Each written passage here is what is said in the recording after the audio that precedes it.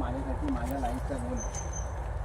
पैसे काय मिळतात रे माणसाला आयुष्यात. तुम्ही काम करतो वडावाला माझ्याकडे जास्त गाड्यावाला पैसे मिळवतो म्हणजे वडापाव विकतो संध्याकाळचा संध्याकाळचा गल्ला जाऊन बघ. पैसे तुम्हाला आयुष्यात मिळतात. पैसे मिळवणं हे एक भाग आहे.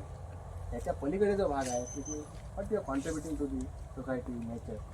मला असं वाटतं की प्रत्येकाने आपल्या आयुष्यामध्ये काहीतरी एक कोपरा असा पाहिजे तिथे तुम्ही म्हणजे अपेक्षा न करता काहीतरी काम करता. असं आयुष्यात एक काम करा, कसलं पण करा, एक काम करा. मला असं वाटतं की जंगलामध्ये काम करण्याच्यापेक्षा माझ्यासाठी दुसरं काही किती आनंदी किंवा असं मला त्याच्यात दुसरं काही सॅटिस्फॅक्शन मिळत नाही. ते माझं पहिलं प्रेम. नंतर आमचे मिसेस हे आमचं दुसरं पण पहिलं हा अवघड व्हायला बोलून चालणार नाही.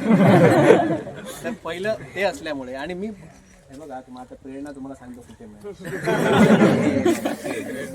मी जेवढी 6वी 7वी 8वी होतो ना मी रोज 5-5 किलोमीटर रानात चालायचो. रोज शाळेला दांडी म्हणून फिरायला जायचो. मासे पकडणं काय करणं त्याच्यामध्ये असे वाटायला लागले की अरे हे ह्याच्यातच आपल्याला काहीतरी केलं पाहिजे. बाकी असं कुठलंही काम करण्यामध्ये मला असं वाटतं माझ्या आयुष्यातला वेळ फुकट जातो. इथे मला नाही वाटत कारण इथे जे कोणी केलं नव्हतं ती झाडं 6 रोपं माझ्याकडे आज झाली याचा मी कॅल्क्युलेट नाही करू शकत त्याचा जो काही सॅटिस्फॅक्शन आहे.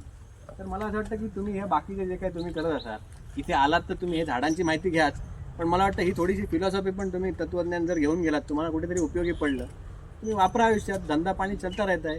पण एक काम आयुष्यात असं करा जे काहीतरी त्याच्यातून निरपेक्ष असं म्हणूया आपण. निरपेक्ष काम एक काम करा आणि त्याच्यातून तुम्हाला तुमचं आयुष्य एवढं सुखी समाधानी आनंद. मी आता तुमच्यावर एवढा बोलतोय ना मला काही पैसे मिळणार आहेत. मी माझी कामं टाकून काम करतो. माझं PhDचं फील्डवर चाललंय सध्या. लक्षात घ्या मला तुमच्याबरोबर बोलून एवढा आनंद मिळतो. मग असे म्हटलं ना मी माझ्याकडे हे विचारायलाच कोण येत नाही की बाबा हे झाड कसलं आहे याच्या हे कशासाठी केलं कोण नाही अजून नाही येत आहे. माहिती आहे मला 20 वर्षांनी शोधत येणार. अजून थोडा वेळ जावा लागणार आहे. 20 वर्षांनी ते झाड ज्यावेळी मिळणार नाही बघायला ना त्यावेळी ते कोणतरी माझ्याकडे येणार. मला माहिती आहे ओके. पण 20 वर्ष वादळामध्ये त्या परिस्थितीमध्ये उभं राहणं हे उभं राहिलं पाहिजे. तुम्हाला परिस्थिती काय असो तुम्ही उभे राहा. बांबूमध्ये पहिल्यांदा मला माझे हे शेजारचे बाजारचे लोक हसायचे. अरे आंबा काजू लावा फळझाडं लावा बांबूचे कसले धंदे. बांबू म्हणजे हे बघा बांबू हे बुरुड समाजातले लोक वापरत होते. Yes sir. त्यामुळे बांबूमध्ये काम करणारा माणूस म्हणजे तो असं बांबूमध्ये काम करतो. अरे फळझाडं लावा काय अशी टेंडन्सी समाजाची होती. त्यामुळे सुरुवातीला मला असेच म्हणायचे अरे बांबू कसला निवडला. शेवटी गेल्या वर्षी 2 वर्षापूर्वी माझ्याकडून बांबूची रोपण घेऊन लावली त्या माणसाने. हा हे मी बोलून नाही दाखवलं कोणाला. त्याला पण नाही बोललो किंवा तुम्ही मला विचारलं. पण तुम्हाला प्रत्येक प्रश्नाचं उत्तर काळ देतो. टाईम जावा लागतो वेळ जावा लागतो. वेळ गेल्यानंतर त्या गोष्टी बरोबर जर तुम्ही सच्चाईने काम करत असाल ना मला माहिती आहे की हे जे आम्ही काम करतोय ह्याच्यावर आम्ही कुठे काही वाच्यता केलेली नाही. त्याच्या पेपरामध्ये काही ह्या वापरतात ना बांबूबद्दल बऱ्याचशा गोष्टी केल्या. दुर्मिळ झाडांच्या संरक्षणावरती फार काही कुठे चर्चा नाही आहे. त्याच्यावरती फार गवगवा केलेला नाही आहे. मला माहिती आहे गवगव झाला की औषध सगळे येणार. मग त्यांना थोपवत बसणार माझा वेळ वाया जाणार. कोणाला न सांगितलेलं बरं 5-10 वर्ष चांगलं काम करूया. ओके सर एक लास्ट क्वेश्चन. हां विचारा. याच्याशी जे रिलेटेड आहे तुम्ही एवढे MSc शिकले घरच्यांना पण आशा होती कुठेतरी जॉब करावं. तुम्ही हे सगळं सोडून याच्यामध्ये उतरले. मग याचं मेंटेनन्स वगैरे कसं चालते. सांगतो तुम्हाला. आमचा धंदा आहे बांबू सगळा. बांबूचा आमचा मेन आहे. बांबूमध्ये आमचा चांगला टर्नओव्हर आहे वर्षाला. आणि 10 वर्ष काम केल्यामुळे नर्सरी माझे स्वतःचे कन्सल्टिंग प्रोजेक्ट्स पण चालले. बांबू इज माय बिझनेस पण रिस्टोरेशन इज माय लव्ह. समजलं ना. तिथून आम्हाला पैसा मिळतो. इथूनही म्हणजे हे झाड आम्ही कुठेतरी आम्ही लावू किंवा अशा लोकांना देऊ. पण ह्याच्यामध्ये त्याचा प्रत्येक वेळा त्याचे पैसे किती हा गणित नाही आहे. ह्या झाडांमध्ये त्याच्यात आहे गणित. बांबूमध्ये ते गणित घातलेलं आहे. काठ्या पण आम्ही विकतो. आमच्याकडे 6 कामगार 5 कामगार डेली 1-2 दिवस आठ रेग्युलर 5-6 कामगार असतात. आणि जून जुलै ऑगस्ट आमच्याकडे 30 ते 35 कामगार असतात. सगळ्यांचे पगार काढतो. कोणाला थकवलेलं नाही. आणि तुम्हाला मी सांगू का ह्याच्या पुढचं सांगतो तुम्हाला हे वाटेल हा असं बोलतो. तुम्ही जर चांगलं काम करत असाल ना तो तुमची काळजी घेत असतो. काय ना काहीतरी मार्गाने तुम्हाला पैसे येत राहतात. तुम्ही तुमच्या ध्यानीमनी पण नसतं. ऑर्डर कुठून तरी येते पटकन. आता माझ्याकडे मध्ये एक परिस्थिती अशी होती पैसे द्यायला मी कामगारांना सांगितलं जरा थोडे नंतर या म्हणजे मी टाळत होतो. ऑर्डर त्याने कुठून तरी आली झाडं गेली पैसे आले मग परत सगळं सुरू झालं. हे चालू राहतं. हे प्रत्येकाचं चक्र आहे. आणि प्रत्येकजण टफ फेजमध्ये असतो रे. असं काय मी रडतच बसायचं. हात पाय दिलेत ना परमेश्वराने. कामं करा चांगली चांगली. तुमचे नोकरी धंदा करा. सोसायटीला चांगलं काहीतरी रिटर्न करा चांगल्या पद्धतीमध्ये. निसर्गाला चांगलं काम करा. कन्झर्वेशनचं काम करा. आपण त्या फील्डमध्ये आहोत. लोक नशीबवान आहेत आपण सगळे, आपण झाडांमध्ये काम करतो, आपण झाडांच्या बरोबर असतो, जंगलांच्या बरोबर असतो. ही फार मोठी गोष्ट आहे. सिटीतल्या लोकांना मिळत नाही, ते पैसे देऊन बघायला येतात जंगल. तुम्ही जिथे आहात हे फार चांगल्या फील्डमध्ये आलेले आहात, ह्याच्यामध्ये तुम्ही चांगलं काम करा, तुमची जी काय कामधंदे असतील ते करा, पण कुठेतरी तुमच्या परिसरामध्ये चांगलं नेचर कन्झर्वेशनचं काहीतरी काम करा, अशी तुमची मी अपेक्षा माझ्याकडून व्यक्त करतो आणि तुमची रजा घेतो. धन्यवाद. बघता येईल आम्हाला ह्याच्यामध्ये कोकणामध्ये किंवा कुडाळला जातो तर त्यांनी सरांचं नाव सुचवलं. आपण आधी ट्रेन न घेता सरांना आपण मार्गदर्शन करण्यासाठी आपण विनंती करू. तुमची बाजूला नारळ सुपारीची बाग आहे, ह्याच्यामध्ये जी सावली आहे ही आता 85% 90% आसपास शेड आहे इथे खालची. अशा शेडमध्ये हा जिओग्राफी क्लायमेटचा इफेक्ट आहे. त्यामुळे ज्या भागात जे बेस्ट येतं ते त्याच भागात बेस्ट येतं. तर त्याच्यामुळे ती जी स्पीसीज आहे ती या भागातली नेटिव्ह आहे. ते आरामात बघा, सावकाश येणार, प्रत्येकाकडे फिरत फिरत येणार. ते नेटिव्ह स्पीसीज आहेत त्या प्रेफर करणं. आणि आमच्याकडे कसं आहे, या भागामध्ये दरवर्षी साधारणपणे 6,000 ट्रक बांबू तोडला जातो सर. हा, एकट्या सिंधुदुर्ग जिल्ह्यात. आणि 6,000 ट्रक म्हणजे एका ट्रकामध्ये 1500 काठी. मग तुम्ही गुणाकार 15,90 गुणिले 60 रुपयेच करा ना, वरती सोडून द्या, बाकी 60 रुपये करा. तरी सुद्धा तुम्हाला कळेल की शेतकऱ्याची केवढी मोठी इकॉनॉमी इथे चाललेली आहे. आणि बरं, बांबूला खत नाही, कोण खत घालत नाही, ना फवारणी करा, ना त्याला कसला कीड रोग, फक्त वन्य प्राण्यांचा त्रास असतो, बाकी त्याला कसलाही नाही. वन्य प्राणी म्हणजे कोण, वाईल्ड लाईफ मध्ये रानडुक्कर आहे, वानर आहे, केमिकल ट्रीट केलेलं आहे. त्यामुळे बाकी त्याला कसलाही त्रास नसल्यामुळे तुम्हाला ते जपायचा किती दिवस आहे, जोपर्यंत त्याला कोंब येतो, जेव्हा हे 3 महिने फक्त सांभाळायचं आहे बांबूला, जून ते जुलै. कारण पाऊस जूनला सुरू होतो, पाऊस सुरू झाल्यानंतर 15 दिवसात कोंब यायला सुरुवात होते. जून ते जुलै, जुलै ते ऑगस्ट, ऑगस्ट ते सप्टेंबर. बांबूची उंची आणि जाडी 3.5 महिन्यात फायनल होते. 3.5 महिन्यानंतर बांबू उंची आणि जाडीमध्ये वाढत नाही, लक्षात ठेवा. एवढा मोठा जो काही आता तो झाडाच्या वर गेलाय तो बघा बांबू दिसला, ही उंची 3 महिन्यात झालेली आहे. हा, हे लक्षात ठेवा. भारतातला नव्हे, जगातला कुठलाही बांबू असेल तर तो 3 ते 4 महिन्यापेक्षा जास्त वाढत नाही. 4 महिन्यात तो जेवढा वाढेल ते एकदाच वाढून घेतो तो. त्याच्यानंतर परत वाढला, परत नंतर काय होतं, फक्त मॅच्युरिटी होते, मजबूत होत जातो. काठी वयाने मॅच्युअर होत जाते, लिग्निफिकेशन, सेल वॉल आतल्या मजबूत होत जातात, घट्ट होत जातात. म्हणून लागवडीनंतर पहिली ज्यावेळी तोड केली जाते बांबूची, ही जातीप्रमाणे बदलते. असं नाही, या बांबूमध्ये सगळ्याला एक नियम नाही आहे. आता हा जो बांबू आहे, हे लार्ज डायमीटर क्लासमधले बांबू येतात, जे 6 इंचाच्या 5 इंचाच्या डायमीटरमध्ये येतात. त्याच्यानंतर हे मीडियम डायमीटरमध्ये येतात, जे 3.5 इंच, 2.5, पावणे 3 इंच, 4 इंचापर्यंत डायमीटर येतात. हे त्याच्यापेक्षा म्हणजे हा एकच क्लास आहे. आणि तो जो तुम्हाला दिला आहे तो स्मॉल डायमीटर क्लासमधला आहे, तो भरीव फिरतोय बघा तिकडे. तर ते सगळे 2 इंचाच्या खालचे बांबू, 55 mm, म्हणजे MM मध्ये घातले 55 mm म्हणाला, 55 mm च्या खालचे बांबू. जो बांबू, त्या बांबूची काठी हातात इझी पकडता येते, ती अनेक ठिकाणी वापरता येते. मोठे बांबू जे असतात ते पोकळ असल्यामुळे, हे बघा, हे आत पोकळ असतात. म्हणजे पोकळ बांबू असतात ते ओपन कंडिशनला तुम्ही ठेवले तर त्याला क्रॅक जातात, लक्षात ठेवा. छोट्या साईजचा बांबू असेल आणि भरीव असेल तर त्याला क्रॅकिंग होत नाही.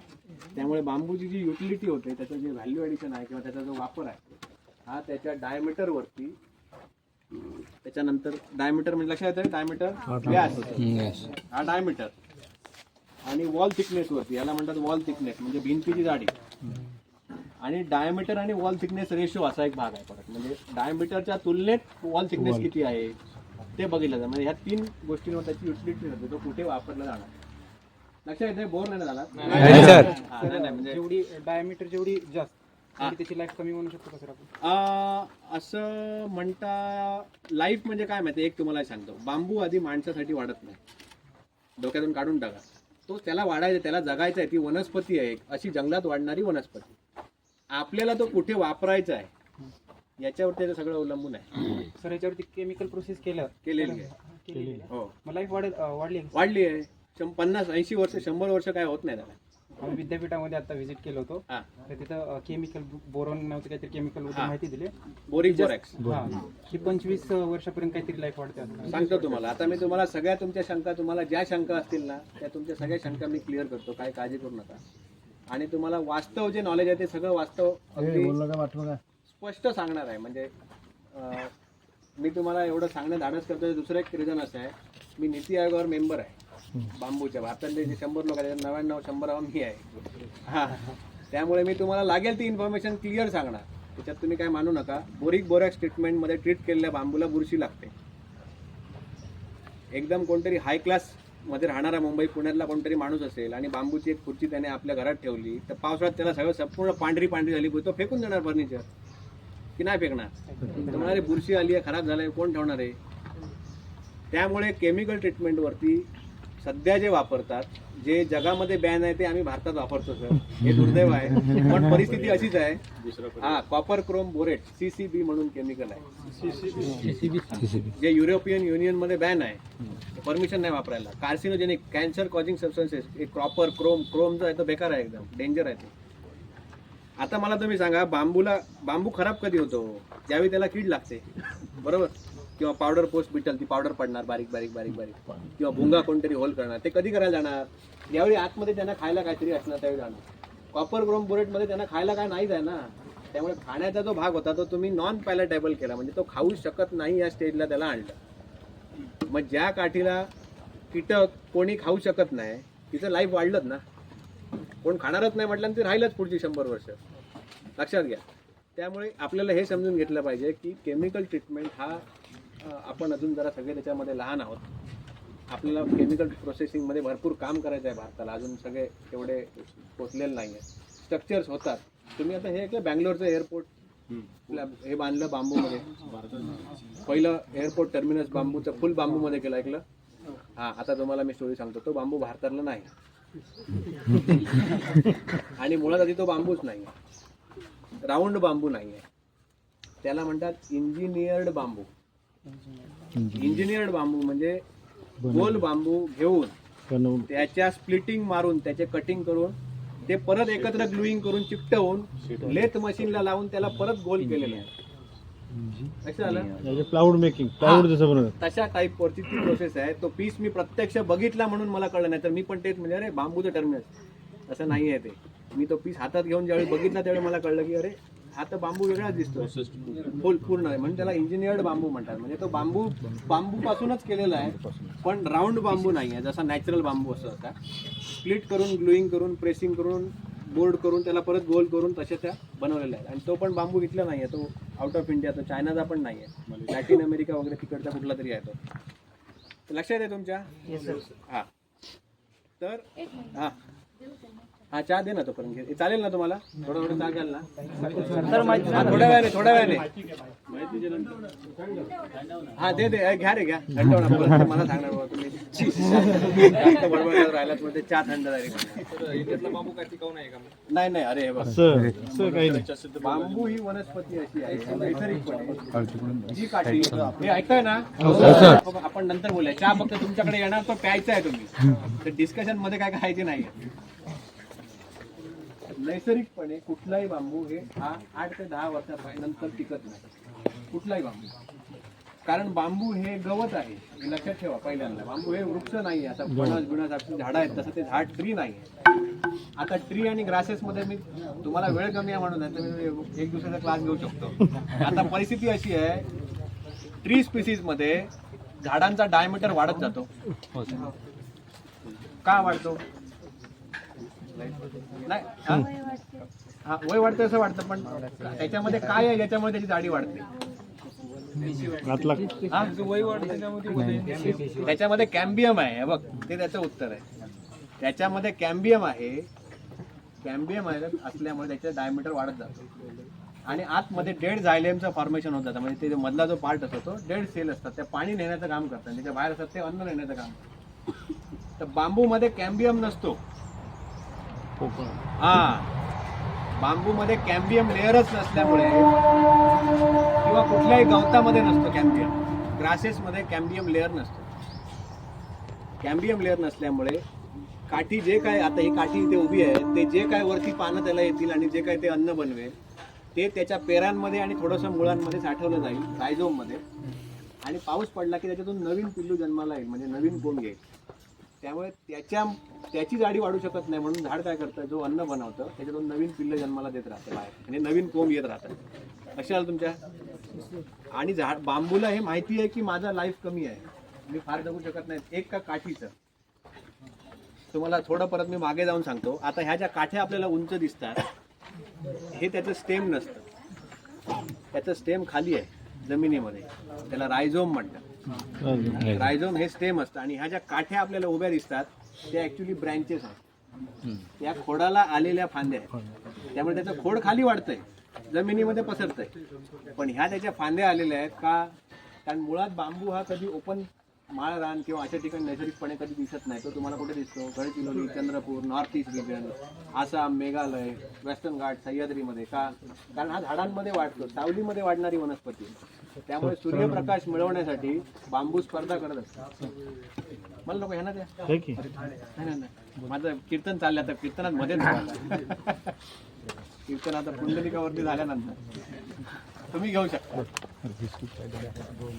ठीक आहे ऐका आता परत मी थोडंसं आता जनरल बोलतो लक्षात आलं तुमच्या. त्यामुळे बांबू जो आहे हा नैसर्गिकपणे टिकण्यासाठी बनलेलाच नाही काठी झाड टिकायला बनलेलं आहे त्यामुळे त्याच्या आतमध्ये डेड झाले नाही म्हणून ते लाकूड तुम्ही विदाऊट केमिकल शिसमचं लाकूड तुम्ही 1000 वर्ष ठेवू शकता त्याला काहीच होत नाही काय कीटक लागणार नाही काय नाही काय संबंधच नाही. टिपू सुलतानचा माल तो किती वर्षाचा आहे बघा तुम्ही साऊथला तो टिपू सुलतान आहे मालला सिसम मध्ये बांधलेला आहे सकाळचे माल आहे तो ब्लॅक सिसम मध्ये गालबर्जिया लॅटिफोलियामध्ये आहे सगळं म्हणजे काय आहे की त्याला ट्रीटमेंटचीच गरज नाही आहे तो डेड झालेला आहे सेकंडरी डिपॉझिट आतमध्ये आहे त्याला कोण कीटक आत जाण्याचे संबंध हिंमतच करू शकत नाही खाण्यासाठी. त्याच्यात खायला काय ज्यावेळी हे बघा झाडाला बुरशी लागते काय लागतं हे कधी होतं ज्यावेळी त्याच्यामध्ये अन्न असतं स्टार्च पर्सेंटेज असतो त्यावेळीच त्याला कीटक लागतं. ट्रीटमेंट केलेल्या बांबू मधला जो स्टार्च आहे हा सगळा काढला गेला म्हणजे तो स्टार्च आहे पण त्याला न खाण्यायोग्य बनवलं गेलं केमिकल लावल्यामुळे. अशा आलं हां तर ही ट्रीटमेंट प्रोसेस चालते ते तुम्हाला आता तिथे बघायला मिळेल पुढे तिथे तुम्ही जाणार तिथे त्यामुळे मी त्या प्रोसेसबद्दल काही बोलत नाही ते तुम्हाला तिथे दिसेल. ते तुम्ही तिथले किती प्रेशरला आत सोडतात कसं चेंबर कसे असतात किती वेळा ते सायकल केलं जातं ते सगळं तुम्हाला तिथे बघायला मिळतं. त्या विषयामध्ये काय म्हणतात काय चहा वगैरे घ्या तुम्ही चहा घ्या नाही मी नंतर घेतो माझा काय प्रश्न नाही आता मला हे सध्या माझ्याकडे कोण असं विद्यार्थी आले की मला तर हे अरे ऐकणारे कोण नाही अशी परिस्थिती आहे ऐकून घेणारे कोण नाही सध्या आणि कोणाला वेळ नाही तो ते सगळे आपापल्या व्यापमध्ये असतात आणि मला असं वाटतं की आता ट्रीजवरती किंवा झाडांवरती आम्ही जे काम करतो ना कोणाला तरी सांगावं असं वाटतं पण कोण ऐकायला नसतं ठीक आहे आम्ही एन्जॉय करतो हां तुम्ही घेत राहा. तर ट्रीटमेंट प्रोसेस तुम्ही तिकडे समजून घ्या हां याच्यावरती मी काय बोलत नाही. मी प्लांटेशन बाबतीत तुम्हाला सांगतो. आता कसं होतं सध्या मोठ्या प्रमाणावर महाराष्ट्रामध्ये बांबू लागवडीचं सगळं सुरू झालेलं आहे चित्र गव्हर्नमेंटने स्कीम केलेली आहे. नॅशनल बांबू मिशन अटल बांबू समृद्धी योजना नरेगा म्हणजे MG नरेगा काय म्हणतात MREGS मध्ये पण बांबू प्लांटेशन सुरू झालेलं आहे. तर या सगळ्या परिस्थितीमध्ये म्हणजे फार मोठ्या सबसिडी दिल्या जातात. हे बघा त्याच्यात सगळ्यात मोठा धोका हा असतो की आज तुम्ही शेतकऱ्याने बांबू लावला तर उद्या त्याचा बांबू खरेदी झाला पाहिजे.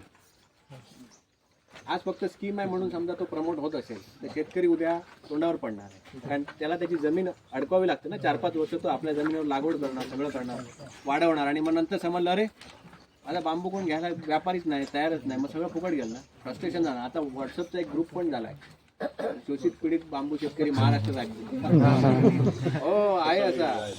याचं कारण काय आहे बांबू वाईट नाही आहे लावणाऱ्यांनी अभ्यास नाही केला आणि आम्हाला पैसे मिळतात म्हणून आता कांद्याला जसा भाव येतो एखाद्या वेळी आणि सगळे मग एकदम कांदा खाता आणि भाव मग 2 रुपये किलो मग फेकतात हे जे काय चाललेलं आहे याचं कारण आहे ट्रेंड आपल्याला शेतकऱ्यांना लक्षात येत नाही आणि शेतकऱ्यांना लक्षात येत आला तर जे शिकलेले लोक असतात ते त्याला तो समजू देत नाही.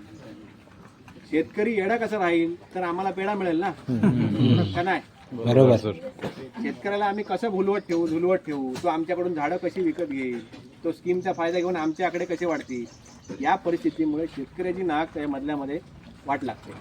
हे बघा, बांबू हे पीक हाय रेनफॉल झोनमधलं आहे. बांबूला पाणी लागत नाही हे अर्ध सत्य आहे. बांबूला पाणी लागत नाही कुठे? वेस्टर्न घाटमध्ये. बांबूला पाणी लागत नाही कुठे? गडचिरोलीमध्ये. बांबूला पाणी लागत नाही कुठे? नॉर्थ ईस्ट, आसाम, मेघालय, पश्चिम बंगाल. का? कारण त्यांच्याकडे 4-4, 5-5 महिने पाऊस आहे हो. त्या बांबूला कोण पाणी घालत नाहीये. आता तुम्ही अशा ठिकाणी बांबू लागवड करत असाल जिथे पाण्याचे पिण्याचे प्रॉब्लेम आहे, तर तुमच्यासारखे दुर्दैवी तुम्ही. कारण बांबूला कोंब यायला तुम्हाला मी सांगितलं 4 महिने पाऊस लागतो आणि त्या 4 महिन्यात त्याची ती उंची होते. पाणी नसेल तर वाढणार कसा? बरं, तुम्ही लावला तर तुमच्याकडे क्वालिटी येणार कशी? ती जाडी, ती उंची, तो टेपर. तुम्हाला माहिती आहे ना टेपर? ऐकला शब्द? टेपरिंग, मेन्सुरेशनचे शब्द आहेत. टेपरिंग आहे, ओव्हॅलिटी आहे, बोनेस, हे सगळे जिओमेट्रिकल प्रॉपर्टीज ऑफ बांबू. लिहा, जिओमेट्रिकल प्रॉपर्टीज ऑफ बांबू. याच्यावर अभ्यास करा तुम्ही जाऊन. हे सगळं समजून घ्यायचे विषय आहेत. आता त्या पद्धतीमध्ये तुम्हाला समजून हे घ्यावं लागेल कुठल्या ठिकाणी कुठल्या जाती पुढे भविष्यात प्रमोट केल्या पाहिजे, लोकांना सांगितल्या पाहिजे. एक ज्याला मार्केट आहे का, हा पहिला प्रश्न आधी तुम्ही स्वतःला विचारा. कोणाला लावा बांबू म्हटला ना, बाबा बांबू लावा, बाबा कोण घेणार हा प्रश्न शेतकऱ्याला तुम्ही सांगा की बाबा हा प्रश्न तू आधी पहिला विचार की आम्ही लावू पण नंतर घेणार कोण. एक. आता बांबूचे उपयोग आता तुम्ही कोणाकडे गेलात तर तुम्हाला भरपूर सांगतील. 1000 उपयोग आहेत, 2000 उपयोग आहेत. पण बांबूचे सगळे उपयोग हे 4 भागांमध्ये विभागलेले आहेत. एक भाग ज्याला राऊंड बांबूचा यूज, डायरेक्ट यूज, आणि स्कॅफोल्डिंग. स्कॅफोल्डिंग म्हणजे सगळी टेम्पररी स्ट्रक्चर्स, तात्पुरत्या स्वरूपाची जी स्ट्रक्चर असतात ती सगळी टेम्पररी स्ट्रक्चर्स बांबूपासून जी बनत जातात, तो एक सेक्टर आहे. नंतर बांबूचं फर्निचर आणि कन्स्ट्रक्शन हा एक सेक्टर. नंतर बायोमास म्हणजे वजनावरती बांबू विकणे हा एक भाग आहे, म्हणजे टनावरती. सगळी ग्लास एका ठिकाणी ठेवा, टाकू नका, एकत्र. हा, एका सांगितलं. तर त्याच्यामध्ये इथेनॉल आलं वगैरे वगैरे जे काय. त्याच्यानंतर पुढचा येतो त्याला म्हणतात strip, STRIP, strip based products. म्हणजे बांबूच्या पट्ट्या काढून जेवढे, म्हणजे अगरबत्तीच्या काड्या आहे, असे सगळे ते 5-6 मेजर सेक्टर आहेत. इंजिनियर्ड बांबू जो मगाशी तुम्हाला मी सांगितला तो एक भाग आहे. मोल्डिंग येतात हल्ली नवीन हाय एंडमध्ये, त्याला अनेक प्रकारचे मोल्ड्स केले जातात बांबूचे. ते सगळं तुम्हाला तिथे बघायला मिळेल, म्हणून मी त्याच्यावर काय बोलत नाही. तर हे सगळे यूजेस आहेत बांबूचे, तुम्हाला तिथे बघायला मिळतील. तर प्लांटेशन करत असताना काय काय गोष्टी आवश्यक असतात त्या मी तुम्हाला इथे सांगतो. एक म्हणजे जी जात निवडाल त्या जातीप्रमाणे त्याचं लागवडीचं अंतर बदलतं. आता तुम्हाला व्यापारी वगैरे सगळं मिळालेलं आहे असं गृहीत धरा. हां, म्हणजे तुम्हाला पुढची लिंक तुमच्याकडे आहे की तुम्ही लावणार ते घेणार कोण हा तुम्हाला माहिती आहे. मग तुम्ही काय सांगताय शेतकऱ्याला, किंवा तुमच्याकडे कोणी माहिती विचारायला तर तुम्ही काय सांगताय. तर एक म्हणजे जातीप्रमाणे अंतर बदलतं. बांबूला 3 महिने तरी पाणी लागतं व्यवस्थित कोंब येण्याच्या काळामध्ये. नंतर पाणी नसलं तरी चालतं. 3 ते 3.5-4 महिने त्याला पाणी द्यावं लागतं. पाऊस नसेल तर खाली ड्रीप चालू पाहिजे.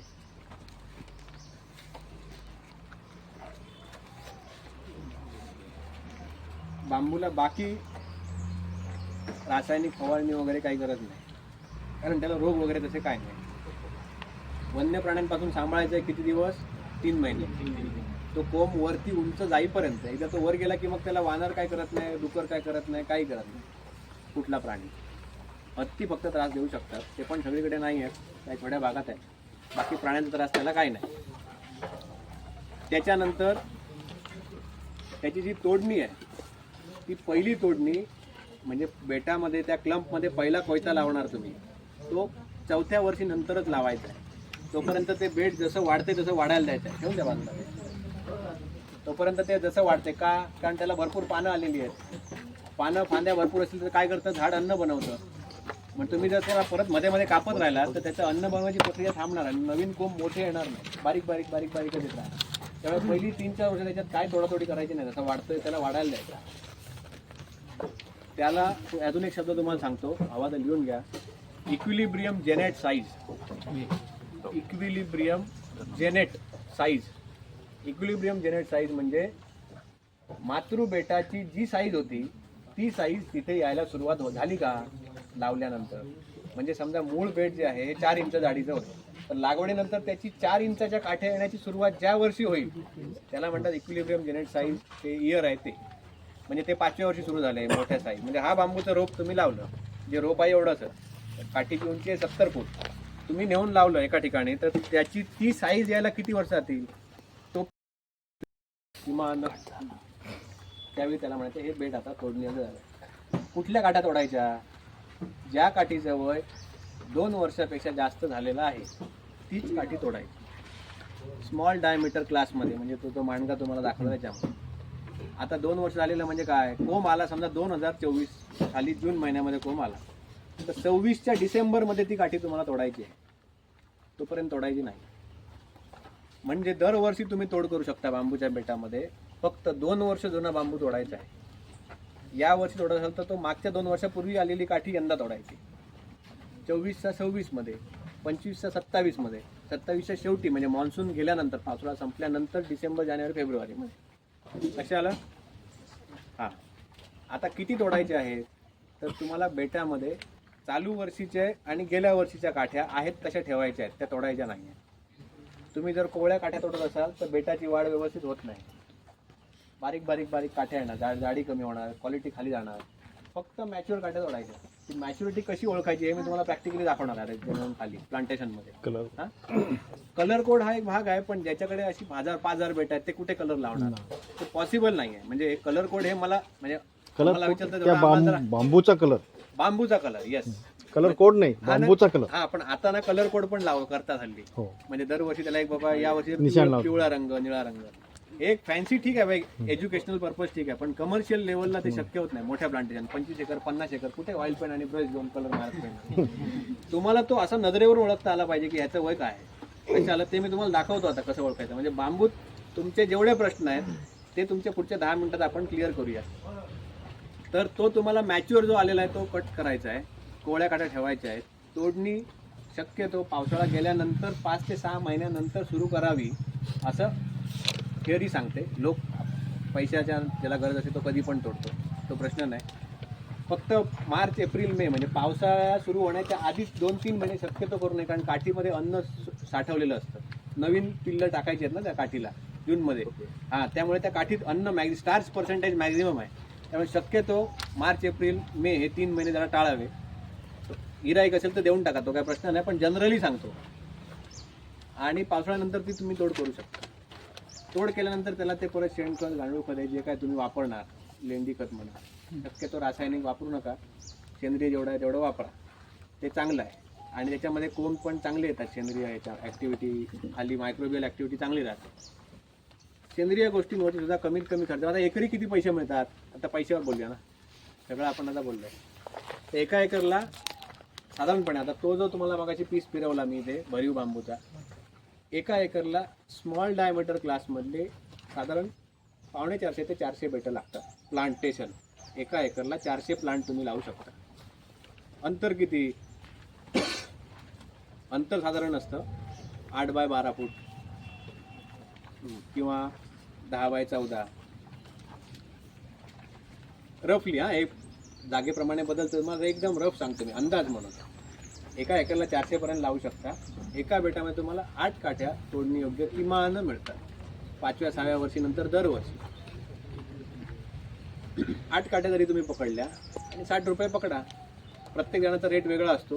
80-90 रुपये, 120 रुपये. ते वरचं काय पकडू नका, ते बाजूला ठेवा. जास्त पैसे मिळालं चांगलं आहे, कमीच पकडा. 60-70-60 रुपयाप्रमाणे जरी 8च्या काठ्याच्या 480 रुपये, म्हणजे एका बेटामध्ये 500 रुपये मिळाले जरा, ते एकरला तुम्हाला साधारणपणे 2.25 लाख रुपयापर्यंत तुम्ही जाता एका एकरला.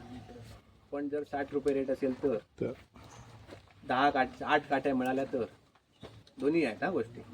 म्हणजे किमान तुम्हाला 1.25 लाख रुपये तरी एका एकरला शेतकऱ्याला मिळू शकतात बांबू लागवडीमधून, मार्केट असेल आणि सगळी सुटेबिलिटी असेल तर.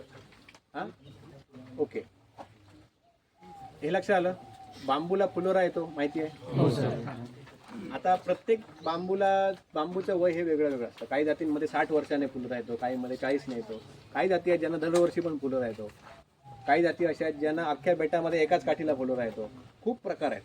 आणि त्याला असा काही नियम नाही आहे. बांबू म्हटलं की तो फुलं आल्यानंतर मरतोच असंही नाही आहे. आमच्याकडे काही जाती अशा आहेत आमच्या भागात ज्याला फुलोरा येतो, बेट परत ते जगतं. फुलोरा म्हणजे मरण्याऐवजी ते परत जगतं. अशी बेट आहेत. त्याला स्टराईल बांबू म्हणतात. हे बांबू स्टराईल असतात, त्याच्यामध्ये सीड सेट होत नाही, बीज धारणा होत नाही. बोलतो बोर झाला वरून चाललंय खूप जास्त. मी पटपट बोलतोय, माझ्याकडे वेळ कमी म्हणजे पटपट म्हणजे ते भटजी काय सांगतात ना तसं चाललंय माझं. एवढं फास्ट बोलता नाही, तुम्हाला सावकाश सांगितलं पाहिजे, पण आता वेळ कमी आहे, 11:30 झाले. ओके, आता तुम्हाला मी आता जेवढं सांगितलं त्याच्यावर काय प्रश्न आहे ते मला त्याच्यावर असेल तर विचारा. मग आपण 5 मिनिटात जाऊन ते बघू. मग तुम्हाला मी रिस्टोरेशन जो मी सुरुवात केली तुम्हाला इंट्रोडक्शन मध्ये दुर्मिळ झाडं बिडं ते तुम्हाला मी दाखवेन. आता बांबू विषयात काय शंका आहेत आधी विचारा. सर ते तुम्ही जसं म्हटलं की कोणत्या बांबू 8 ते 10 वर्ष म्हणजे अनुमान टिकाऊ क्षमता असते. जसं आता जुने जे घरं होते कौलारू घरं त्यात बांबू वापरत होते आणि तेव्हा काही असे केमिकल प्रोसेस नसेल करत. बरोबर, पण ते आजही घरं आहेत समजा. बरोबर आहे. सांगतो तुम्हाला, बांबूमध्ये एक गोष्ट, पूर्वीची तोड व्हायची बांबूची. हे ते पूर्वीचे लोक, तुम्ही आजी तुमच्या घरात सिनियर मंडळी त्यांना विचारा, ते फार शास्त्रोक्त तोडायचे. एक, तोडण्याच्या काठीचं वय बघायचे. 2, चंद्रा पौर्णिमा अमावास्या बघायचे आणि भरती सुकती बघायची समुद्राची. हा, हे विचारा तुम्ही कोणाला तुमच्या घरात. आता ह्याचा संबंध काय? आपण म्हणणं आता आम्ही शिकलो, हे झालं, काहीतरी काय अंधश्रद्धा, काहीतरी टाइमपास सांगतात. भरती सुकतीचा आणि त्या बांबूशी काय संबंध आहे असं म्हणू शकता ना तुम्ही. प्रत्येक झाडाचा सॅफ फ्लो, झाडामधल्या वॉटर पर्सेंटेज हे जो चंद्राची ग्रॅव्हिटी समुद्र हलवते ते तुम्हाला मला नाही हलवत असेल आता आत बॉडीत हलवते. प्रत्येक झाडामधला पाण्याचा जो पर्सेंटेज आहे त्याला सॅफ फ्लो म्हणतात. म्हणजे त्याचं जे काही स्टार्च आणि फूड कंटेंट आहे हा वर किती आणि खाली किती आहे, त्याचा ग्रॅव्हिटेशनल फोर्स कुठे लागलेला आहे वरती. म्हणून पौर्णिमेच्या दिवशी शक्यतो आणि अमावास्या दिवशी शक्यतो पूर्वीचे लोक काम करत नसत. काय चुकीचं आहे की बरोबर आहे? तुम्ही विचारा कोणाला तुमच्या घरी. ते पूर्वी रविवारी सुट्टी नसायची, अमावास्याला म्हणे आज अमावास्या, आज जरा काम नको. का? त्याचं रिझन हे आहे, ग्रॅव्हिटेशनल फोर्समुळे बॉडी मधलं तुमचं ब्लड फ्लो, ब्लड प्रेशर सगळं चेंज झालेलं असतं. म्हणून जरा थांबायचं, शांत बसा तो दिवस. असं होतं. प्रत्येक झाडाशी त्याचा संबंध आहे. म्हणजे हे मी तुम्हाला सांगतो, हे प्रॉपर सायंटिफिक आहे सगळं. तुम्ही नेटवर जाऊन वाचा त्याच्यावरती. Sap flow regulation due to gravity of moon असं टाका गुगलला, तुम्हाला सगळं मिळणार. ते बघायचे. त्यामुळे तो जो बांबू असायचा त्यावेळी त्याच्यामध्ये स्टार्च कंटेंट हे ऑब्विसली लोअर पोझिशनला असायचं. ज्याच्यामध्ये स्टार्च कमी आहे त्याची टिकाऊ क्षमता जास्त. दुसरी गोष्ट, पूर्वीच्या काळी आमच्या भागात, मला सगळीकडचं माहिती नाही, बांबू तोडल्यानंतर वाहत्या पाण्यात टाकून ठेवायचे आणि त्याच्यावर चिरे बिरे दगड असे ठेवायचे. का? कारण त्या फ्लो बरोबर आतला स्टार्च थोडासा डायल्यूट होऊन वाहून जावा. खाडी समुद्र असेल तर त्या ठिकाणच्या खाऱ्या पाण्यात पण ठेवायचे. का? कारण त्या सॉल्ट पर्सेंट आल्यामुळे शेवटी तुम्हाला आतलं खाद्य जे आहे हे अखाद्य करायचं, तयार करायचं, ते खाता कामा नये. हाच भाग आहे. म्हणून ह्या सगळ्या गोष्टीचा अभ्यास केल्यानंतर 50-50 वर्ष त्या बांबूला काय व्हायचं नाही. 100 वर्ष आमच्या घरचे आहेत. हा, जास्तच असेल. मला तर 50चं माहिती आहे, तुम्ही 100 म्हणता तर तुमचं म्हणजे अजून चांगली गोष्ट आहे. पण हा भाग आहे. परत तुम्ही जो बांबू म्हणताय हा काटेरी कळक बांबू आहे असं माझं मत आहे. कदाचित तो जो वापरलेला आहे तो अशा टाईपचा बांबू असणार, मोठा. एवढा नाही, पण तो आता मगाशी जो जरा कमी साईज कमी, त्याला काटे. तो बांबू सगळ्यात टणक बांबू आहे.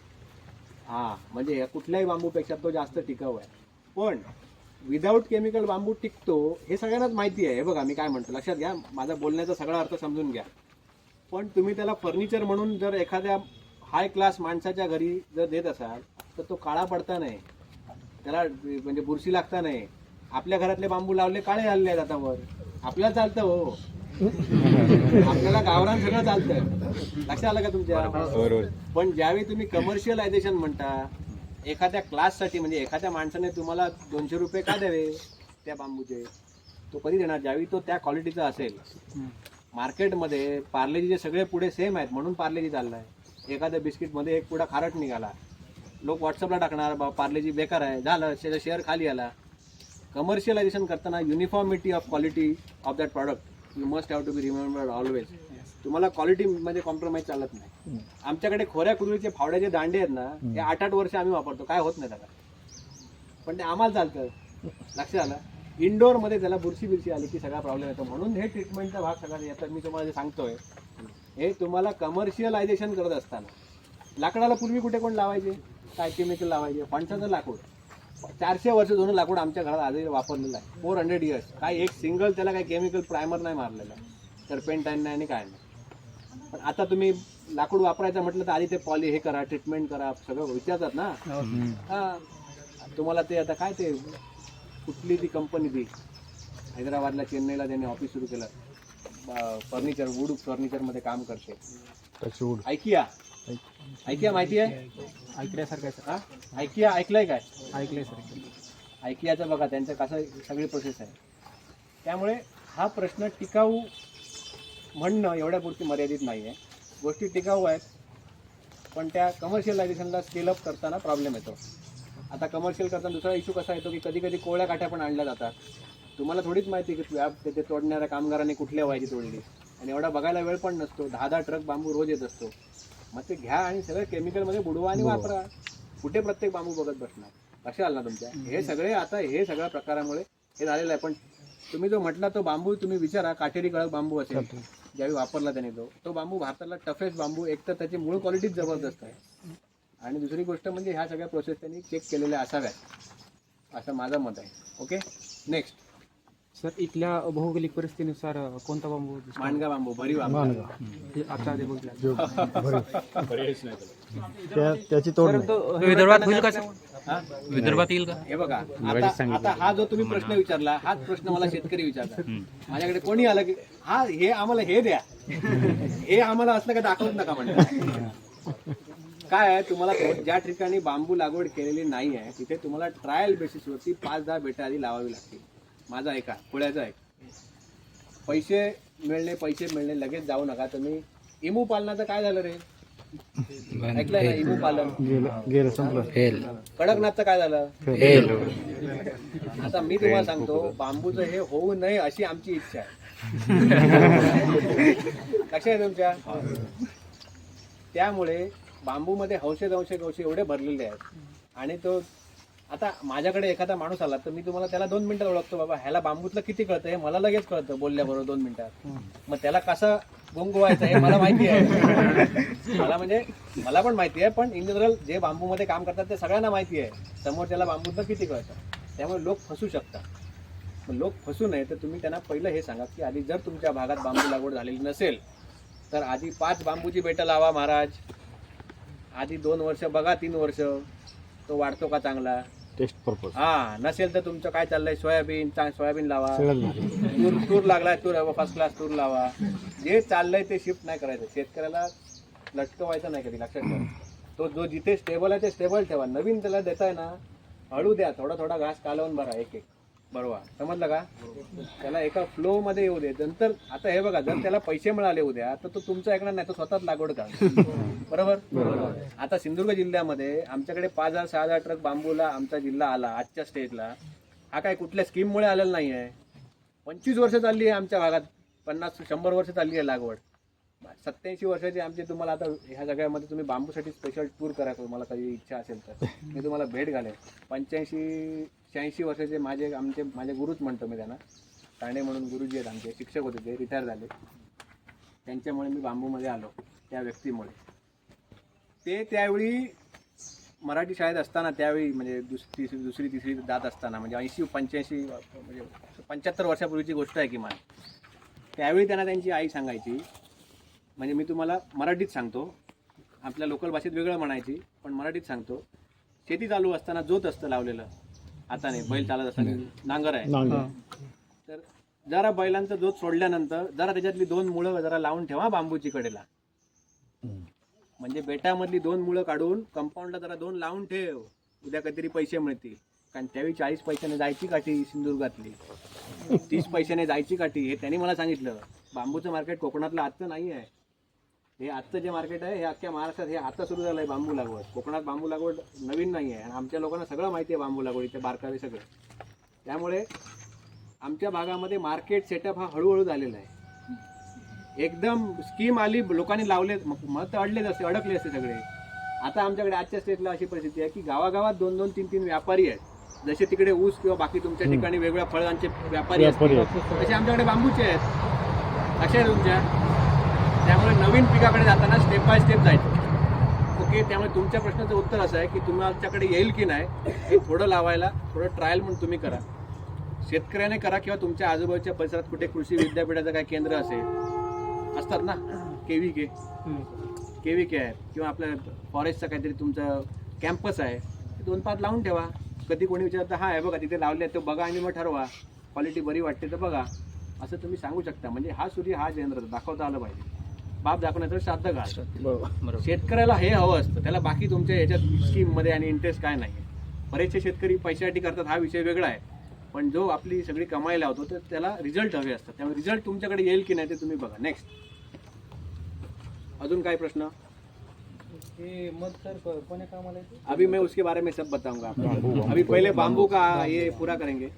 सर भरीव बांबूच्या काही विशेष प्रजाती आहेत का म्हणजे हा सांगतो तुम्हाला. भरीव बांबूच्या कोकणामध्ये 2 जाती कन्फर्म आहेत. हा माझ्या माहितीमध्ये ती जी दाखवली ती आणि दुसरी एक आमच्याकडे आहे त्याला म्हणतात ऑक्सिडेन जरा रिची RITCH. थोडा पिवळसर कलर. नाही नाही पिवळस नाही, पांढरी शुभ्र काठी असते. वेल्वेट कव्हर असते त्याला पूर्ण असं वेल्वेटी कव्हर. कोणती सर? रिची RITCH आहे. आणि हा स्टॉक्सी एंड्रोकॅलामस स्टॉक्सी किंवा सुडॉक्सिड एनान्थेरा स्टॉक्सी मराठीत असं नाव मांडगा. आणि त्याला चिवारी रानचिवा चिवा जास्त चिवाच बोलतो ह्या एरियात. तो वेगळा आहे सर. तो तुम्ही म्हटलं ना तो चिवा वेगळा आहे. आमच्याकडे मांडगा बांबूला 6 लोकल नावं आहेत. किती? 6. त्याच्यामुळे सगळं कन्फ्युजिंग आहे. लोकल नावांमध्ये गेलात की तुम्हाला म्हणजे ही चांगली ती वाईट अशा स्टेजला येतात तुम्ही.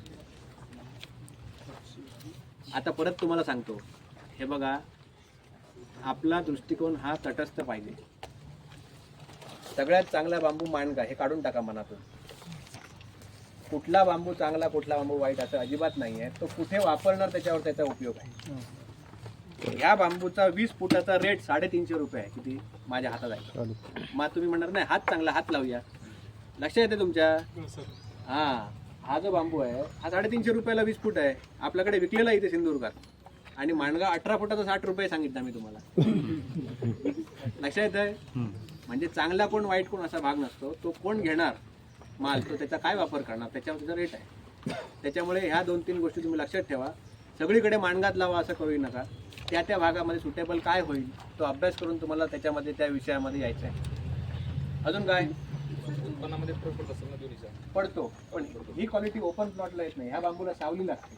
बाजूला 60-70 फुटाची झाडं असतील तर त्याची क्वालिटी चांगली येते. 60-70 फूट हाईटची झाडं आहे. कारण हा बांबू 75-80 फूट जातो. आता ती काठी तेवढ्या उंचीला गेली का गेली? कारण सूर्यप्रकाश मिळवायला तिने स्पर्धा केली म्हणून त्या झाडातून ती वर गेली. तिला माहिती आहे खाली राहिले तर मला सूर्यप्रकाश मिळणार नाही. सूर्यप्रकाश नाही म्हणजे अन्न कसं बनवणार, जगणार कसं? म्हणून ती स्पर्धा करत करत त्या झाडाच्या वर गेली. म्हणून झाडातला बांबू नेहमी उंच जातो. म्हणून चंद्रपूर गडचिरोली भागातले बांबू, छत्तीसगड परिसरातले बांबू जे झाडांच्या आसपास आहेत, जंगलात आहेत, त्रिपुरा मिझोराम आसाममधले बांबू, आमच्या सह्याद्री वेस्टर्न घाटमधले बांबू, उंच सरळ क्वालिटी काठी काय मिळते? सगळे सावलीतले बांबू आहेत. इवन राधानगरी, गगनबावडा, कोल्हापूरचा वरचा पट्टा, शेतांच्या बांधावर झाडांच्या बरोबर लावलेले बांबू बघा आणि ओपन प्लॉटला लावलेला बांबू बघा, तुम्हाला फरक लक्षात येईल. त्यामुळे अजून एक जाता सांगतो, हवं तर नोट करा. कोणालाही चुकू नये भविष्यात झाडं तोडून बांबू लावायला प्रमोट करू नका. समजलं काय? बाकीची शेती वेगळी, भात शेती करायची आहे, फळझाडं लावायची आहे, तुम्हाला सूर्यप्रकाश मॅक्झिमम खाली आला पाहिजे. मग ते जरा क्लीन करावं लागतं ना, जरा प्लॉट साफ करावं लागतं. झाड कसं लावणार? पण बांबूचं तसं नाही आहे. बांबूला त्याला सावलीच हवी आहे. लक्षात तुमच्या? त्यामुळे तुम्ही ते साफसफाई, आम्ही आता प्लॉट साफ केलेला आहे, चकचकीत आहे, आता आम्हाला सांगा मग कसं लावू. अशा मग तुम्ही चूक केली, जरा थांबा, झाडं पाहिजे होती. लक्षात आलं ना तुमच्या? अशा पद्धतीत तुम्हाला लोकांना सांगावं लागेल. आणि हा ॲक्च्युली पर्यावरणपूरक धंदा आहे. कारण अशी कुठचीच शेती नाही जिथे तुम्ही जुनी झाडं ठेवून त्याच्यावरती उत्पन्न घेता. तुम्ही त्या जुन्या झाडांबरोबर बांबू घेऊ शकत असाल तरी सुद्धा तुम्हाला लाखभर रुपये वर्षाला मिळतात. अशी कुठचीच शेती नाही जी लाखभर रुपये देते असली झाडं ठेवून. लक्षात आलं? त्यामुळे तुमच्या भागात तुम्ही हे प्रमोट करा.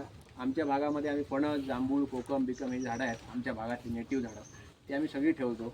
तुम्हाला मी ते दाखवेन. झाडातला बांबू, ओपन प्लॉटचा बांबू, पटपट झाले. आता 12ला 10 मिनिटं राहिलेली आहेत. आता 10 मिनिटं आपण ते बघूया आणि लास्ट 15 मिनिटं. हां तर गडचिरोली साईडला भारतातलं पहिलं बांबू बॅरिकेड बनवलं ते कोणत्या बांबूपासून बनवलं? नाही मला माहिती. मी त्याच्याबद्दल नाही, मला नाही माहिती. मी त्याच्यात मेकॅनिकल टेस्टिंग मला काय माहिती नाही. केलेलं ऐकलंय मी, पण त्याच्या बाबतीत मला नाही माहिती.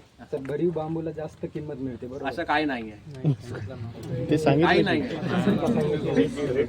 आता हे सांगितलं ना, हे आहे उदाहरण ना सांगितलं, माझ्याकडे 350 रुपये 20 फूट. एक्झाम्पल सांगितलं की याचं. हे बघा, ऐका, थांबा, ऐका. त्यांच्या प्रश्नाचं उत्तर मी अगदी त्यांना चपखल देतो, त्याच्या लक्षात राहायला पाहिजे. आपल्या समजा गावात राहणारी एखादी आपली बायको मिसेस आहे, तुम्हाला आवडते ऐश्वर्या राय, धरून चला, पण ती टीव्हीवर चांगली आहे, ती शेतात काम करणार काय तुमच्या बरोबर? नाही करणार, ती तिथेच राहणार. तुमची बायको तुमच्यावर तिथे राहणार. तुम्हाला काय मदत हवी, काय हवी, ते सगळं ते बरं नाही, सगळं बघणार की नाही? तसाच प्रकार आहे तो. तुम्हाला कुठली क्वालिटी कोण कुठे वापरायची, तुम्ही पिक्चर बघायला जा, तिथे त्याचे तिकीट काढून पैसे बघा, ते द्या, पिक्चर बघा, छान टाळ्या वाजून घरी या, पण तिच्यावर राहण्याची स्वप्न बघू नका, अडकणार. अरे बरोबर आहे, नाही सर, बरोबर आहे. मस्त पाहिजे. आता तुम्हाला हा बांबू तुम्ही म्हटला नाही 350 रुपये, मला हाच हवा.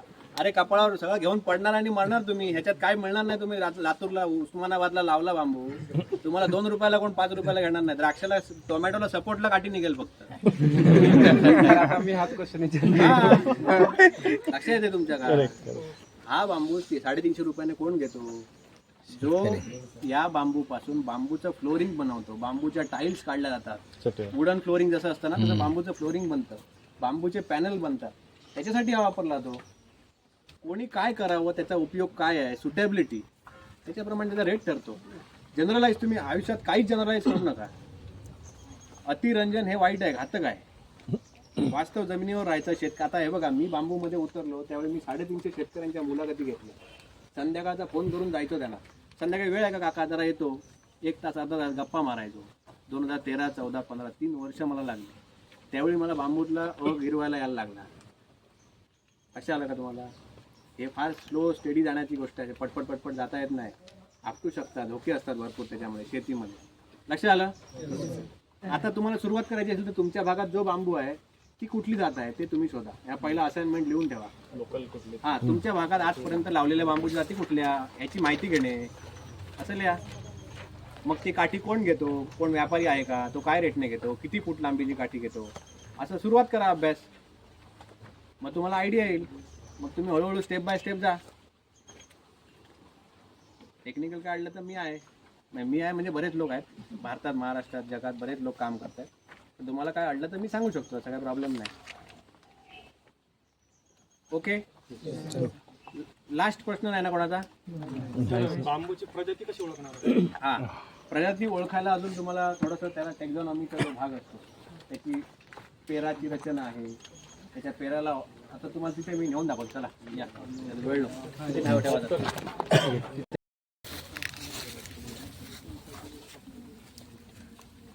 ओके, आता ऐका, इथे मी तुमच्यावर 10 मिनिटं बोलणार, मग आपण विषय आपला बदलणार, बांबू विषय आपला बंद होणार, दुसरा विषय सुरू होणार.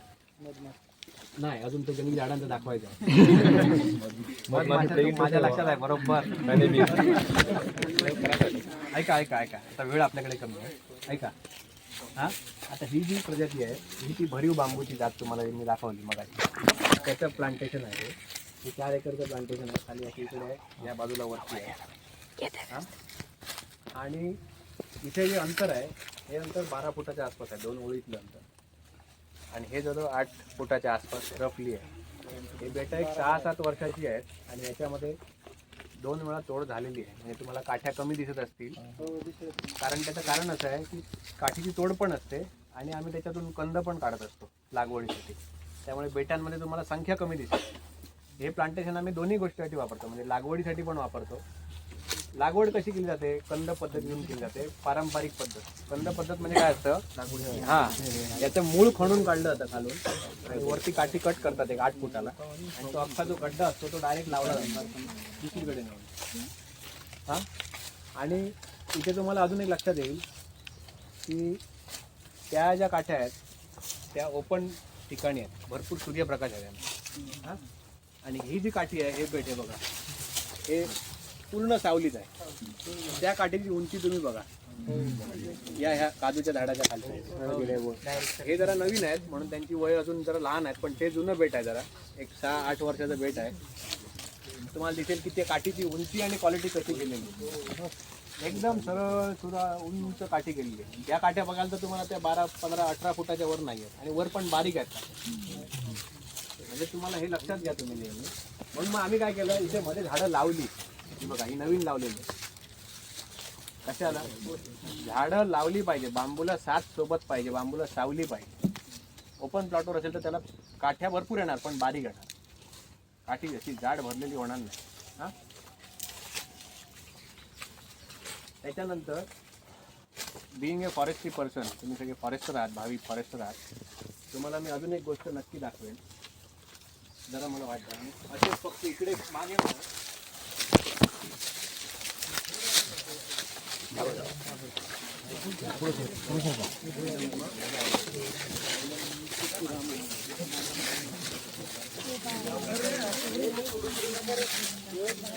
हा, हे आपापसात बोल नका, सगळे आले.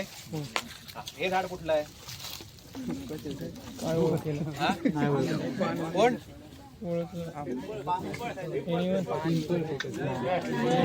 तुम्ही बोल, तुम्हाला माहिती तुम्ही बोलला.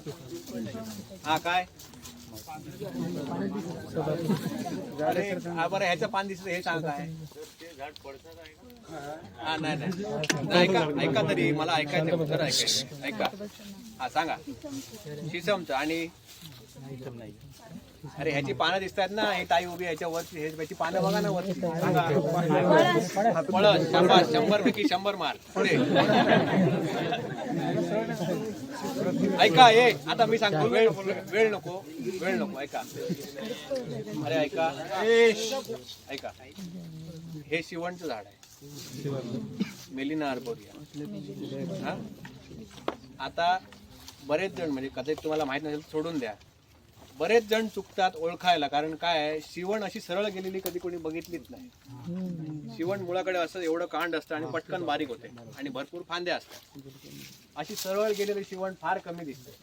आता शिवणचं झाड, फणस झाड किंवा कुठलंही टिंबर ट्री, त्याच्यापासून लाकूड मिळतं, असं झाड सरळ कधी जातं रे, असा कोणी तुम्हाला प्रश्न विचारला तर तुम्ही काय सांगा? जास्त घनता. Okay, next. स्पर्धा. हा, जास्त घनता आणि सूर्यप्रकाशाची स्पर्धा. आणि हेच मॉडेल बांबू मध्ये अगदी फिट बसतं. सावली, ऊन, बांबूला मदत, बांबूला सावली, झाडाला सावली, झाडाची उंची, हे सगळं जे गणित आहे हे बांबूच्या प्लांटेशन मध्ये सूट होतं परफेक्ट.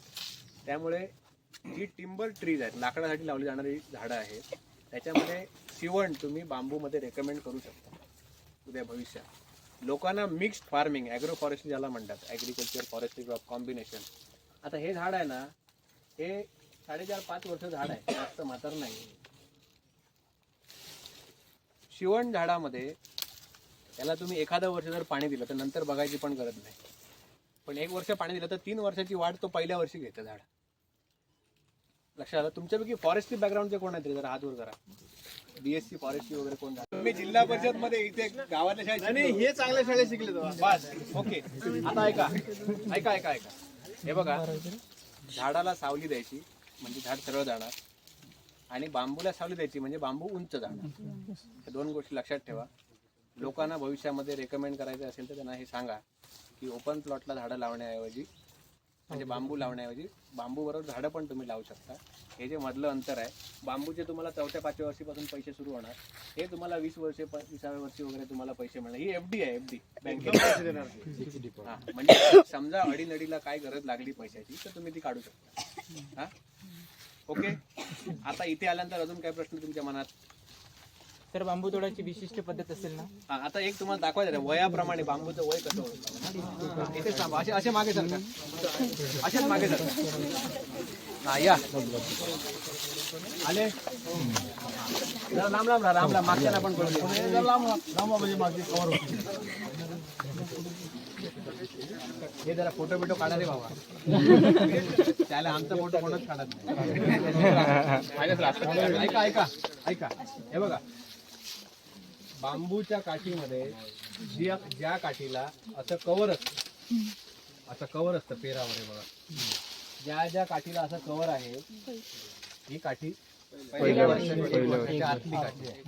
हा ज्या काठीचं कव्हर पडून गेलेलं आहे हे बघा, हा पांढरा नाही, त्याचं पडलेलं नाही, खाली आहे ती बघा. हा ती ही 1 वर्षाची जुनी, ते पडून गेलेलं आहे, सडलेलं आहे, ती 1 वर्ष पूर्ण. आणि ज्याला ना असं आता ह्याच्यात नाही येत, पण ही बघा ही डाग पडलेले दिसणार काठ्या, पिवळे ही बघा ही काठी, हे डाग पडलेले. ही काठी सगळ्यात मजबूत 2 वर्ष झालेली काठी, डाग पडलेली काठी, डार्क कलर झालेला असतो. डार्क प्लस ही जी हे केस टाईप आहे हे त्याचं वेल्वेट कव्हर जे आहे हे जातं.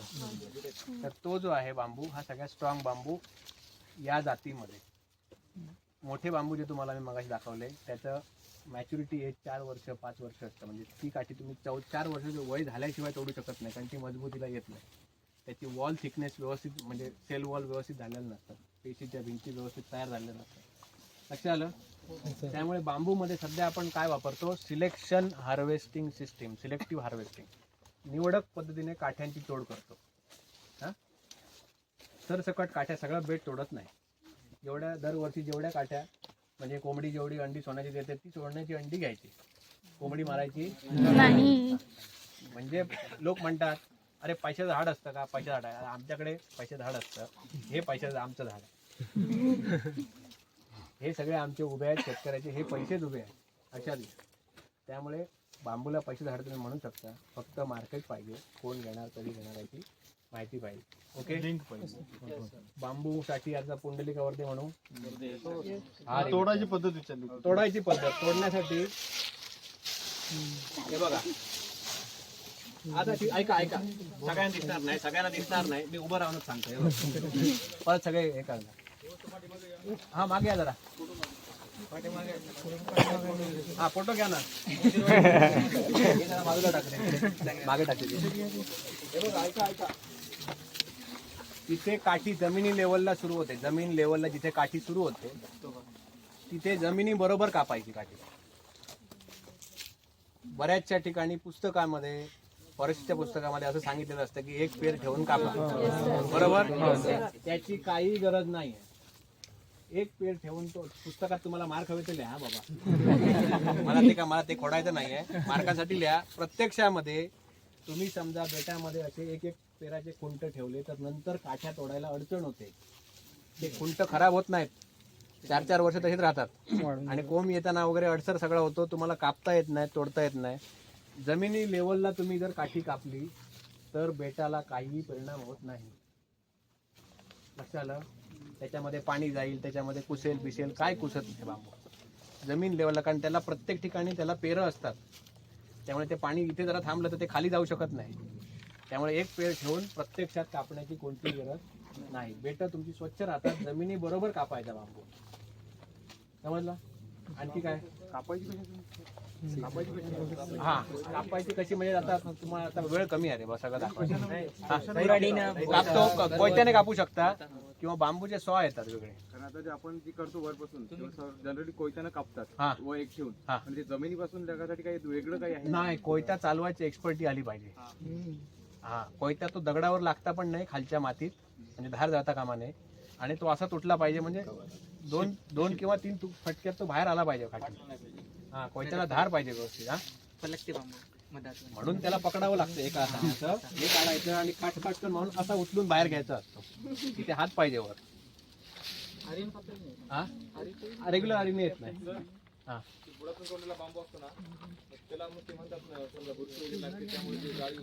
काय नाही होत, काय नाही होत, काय होत नाही, काय प्रॉब्लेम आहे. 200% प्रॅक्टिकली कोणी तुला सांगितलं तुम्हाला तर मला सांगा, पुस्तकात परीक्षेत मार्क हवे तर ते लिहा. हा, हे ऐका, हे हा,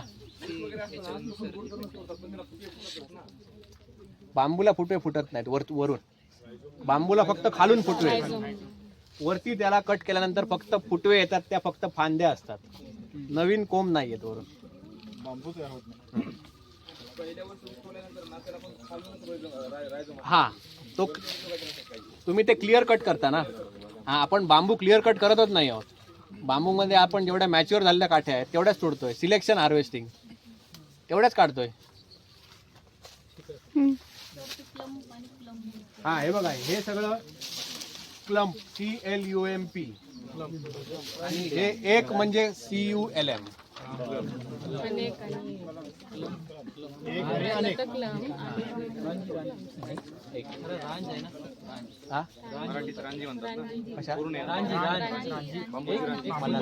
मला नाही माहिती. रांजी म्हणतात. काय म्हणतात? ओके, विषय थांबवूया. सर किती वेळ अजून माझ्याकडे की थांबवू? हा ते बघायचं आहे. चला लिहून ठेवा अगोदर. बांबूची मुळांची वाढ जमिनीमध्ये 2 फुटाच्या खाली जात नाही, त्यामुळे बांबूला वरती जेवढं खाद्य मिळतं ते सगळं खाद्य बांबू पटापट घेत जातो.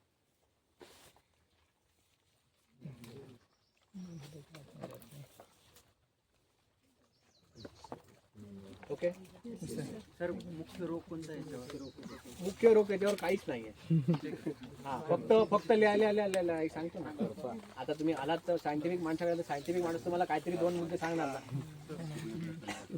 बांबूवरचा महत्वाचा कीटकापासून होणारा त्रास त्याला म्हणतात बांबू स्टेम बोरर. त्याला म्हणतात बांबू विल, WEEVIL, बांबू विल. हा मराठी म्हणजे बांबूची खोडकीड. Stem borer. आता हा विषय ऐका. आता तुम्हाला आता विचारलं तर तुम्हाला 1-2 वाक्य मी सांगणार सर. ही कीड कधी लागते? नवीन वाढत असलेल्या कोंबालाच लागते. बाकी मोठ्या जुन्या बांबूला कधीच कीड इतकी लागत नाही. ती काय करते? मादी येते, त्याच्यामध्ये नवीन कोंबामध्ये सोंडेने होल करते आणि आतमध्ये एक अंड देते, त्यातून एक अळी येते आणि ती अळी बांबूचा कोंब, वाढत असलेला कोंब आतून पोखरून खाऊन टाकते आणि तो कोंब मोडून पडतो. म्हणजे त्याची काठीच होत नाही. समजलं? हा एकच कीटकांपासून होणारा सगळ्यात मोठा प्रॉब्लेम. बाकी बांबूला कीटकाचा काय प्रॉब्लेम नाही. बाकी प्रॉब्लेम आहे तो वन्य प्राणी. पाणी पण भरते ना सर. कशासाठी? त्याच्यावर उपाय अजून काय काम झालेलं नाही. आता पुढे भविष्यात काहीतरी कृषी विद्यापीठ करतील. अजून तर काय नाही केलं. सर, बांबूची हा पाणी भरते ना बांबू. पाणी हा घरीतली मार्केटिंगची पद्धत कशी? एक मिनिट थांबा. अजून तुमचे प्रश्न आहेत, आपण सगळ्यांचे उत्तर देऊया. ऐकून घ्या. बांबूमध्ये पाणी भरतं कधी हा एक म्हणजे त्याच्यामध्ये समजा काही वेळा तेच कारण नाहीये, मुंग्या होल करतात पेरांमध्ये, त्याच्यामुळे असू शकतं. किंवा बांबूचं ट्रान्सलोकेशन होत असताना बांबू मधल्या पेरामध्ये कधी कधी नैसर्गिकपणे पाणी ठेवून देतो. ड्राय सीझनमध्ये त्याला वापरता येतं. ती त्याचं मेकॅनिझम आहे झाडाचं. पण प्रत्येक पेरामध्ये ते नसतं, प्रत्येक जातीमध्ये ते नसतं. काही वेळा काही जातींमध्ये पेर तोडल्यानंतर पाणी बाहेर येतं. हा त्याचं कारण ते आहे, कारण ते झाड वापरतं परत उन्हाळ्याच्या दिवसात. ओके, तर ते बांबूची निगा कशी राखता तुम्ही? हा नाही ऐका ना, प्रत्येकाचे प्रश्न आहेत. प्रत्येकाच्या कुठली मिरची मध्ये लवंगी मिरची. ना लवंगी तर आमच्याकडे असते. जेटा मिरची काय ते असते. बहुत तेज आहे हे, खतरनाक मिरची. त्याला ते आसामवाले हळू उठला. आता हे जे झाड आहे, हे झाड प्रदेशनिष्ठ, endemic to western ghat, Hopea ponga म्हणून झाडाचं नाव आहे. सदाहरित झाड आहे. डिप्टेरोकारा होपिया, HOPEA PONGA पोंगा, सदाहरित. परत हे सह्याद्रीच्या बाहेर कुठे आढळतच नाही. हा आणि हे याची फॅमिली डिप्टेरोकार्पेसी, म्हणजे या धुपाची जी फॅमिली आहे तीच फॅमिली आहे. याची पहिली 6 रोपं तयार केली आम्ही. किती? 6. फक्त 6. आणि आम्हाला एवढा आनंद झालाय, 6 लाख केल्याचा आनंद आम्हाला झालाय, कारण ह्याची रोपच तयार कोणी केली. लक्षात येते तुमच्या? त्यामुळे ही 6 रोपं आमच्याकडे आहेत असं आम्ही सांगू शकतो. म्हणजे आम्ही कोणाकोणाची, आमच्याकडे एकच रोप आहे. माझ्याकडे एक मार्गारिटारिया इंडिका नावाचं झाड आहे. हे वेस्टर्न घाट मधलं एव्हरग्रीन फॉरेस्ट मधलं झाड आहे. मार्गारिटारिया नाव पण माहिती नाही फार कोणाला. फारच सरळ उंच जाणारच आवळ्याच्या फॅमिलीचं झाड आहे. पाहिलं ते 450 बिया रुजत घातल्या, एक रोप तयार झालंय फक्त. त्या स्प्रे मध्ये आता एक आहे, ते आता मी काढून पिशवीमध्ये लावू की नको एवढी दागदूक आहे मला. मेलं तर परत सगळी लक्षात आहे तुमचा विषय. ही नर्सरी बाकीच्या नर्सरीसारखी नर्सरी नाही. इथे कमर्शियल धंद्यासाठी फक्त रोपं केली जात नाही. इथे एकेका झाडावरती तुम्हाला मग सांगितलं मी आल्या 450 स्पीशीज ज्या सांगितल्या 425, त्याच्यात एक करत गोळा करा, त्याच्या बिया आणा, त्याची रोपं करा. हार्डवर चाललेलं आहे. आमच्याकडे GPS घेऊन मुलं काम करतात, वेगवेगळ्या ठिकाणी जातात, बिया आहेत का बघतात, सांगतात नाही आहे. म्हणजे कलेक्शनमध्ये एक गोष्टी तुम्हाला जायफळ माहिती आहे ना? जायफळाच्या 3-4 जंगली वाईल्ड मधल्या एव्हरग्रीन फॉरेस्ट मधल्या जंगली व्हरायटी आम्ही इथे हल्ली करायला लागलो, ज्या आपल्या स्थानिक आहेत सह्याद्रीत, बाकी जगात कुठे नाही आहेत. एंडेमिक म्हणजे प्रदेशनिष्ठ ती इथे झाडं आमच्याकडे आहेत. निमा ॲटेनियाटा, मेरिस्टिका मल्बॅरिका, मेरिस्टिका डक्टिलॉडी, निम्नेक्रांथेरा कॅनेरिका, ती जी काय झाडं तुझी नावं ऐकली असतील मला माहिती नाही, पण ही सगळी झाडं आहेत. रुद्राक्ष ऐकला? हां, रुद्राक्षामध्ये 4 स्पीसीज ह्या वेस्टर्न घाट एंडेमिक आहेत, ज्या सह्याद्रीत आढळतात. इथले 2 आपण करतो, पण तो रुद्राक्ष तशा रुद्राक्षाचा जसा बाजारात मिळतो तसा नसतो, त्याची बीजचा शेप वेगळा असतो. लक्षात ना? आणि ती फारच दुर्मिळ आहेत.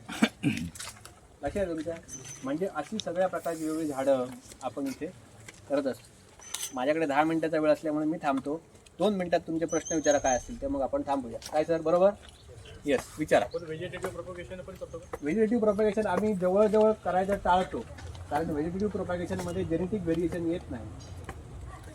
त्याच्यामध्ये विविधता पाहिजे. एका बीमध्ये ते येतं, प्रत्येक बी स्वतंत्र असतं, पण कटिंग काढून लावला तर त्याचं सगळ्या जेनेटिक लाईन सेमच झाली ना. म्हणून रिस्टोरेशन करत असताना आमचा उद्देश फक्त झाडांची संख्या वाढवणं नाही आहे, जेनेटिक डायव्हर्सिटी वाढवत संख्या वाढवत. येस, विचारा. तर हे तुम्ही जे जगा वेगळं काम करता बाकीच्या हा, याची मुळात आधी हे जगा वेगळं नाही. नाही तसं नाही, ऐकून घ्या. पण हे जे आहे ना बाकीच्या पेक्षा आम्ही जे पाहिलं आहे त्याच्याविषयी आता नर्सरी वेगळी आहे, हे सगळं तुम्ही दुर्मिळ प्रजाती आणताय. ही प्रेरणा तुम्हाला कुठून भेटली सर, की असं वेगळं थोडं काहीतरी आपण काम करावं? नाही हे बघा, आता याच्या मागे काही प्रेरणा वगैरे नसते.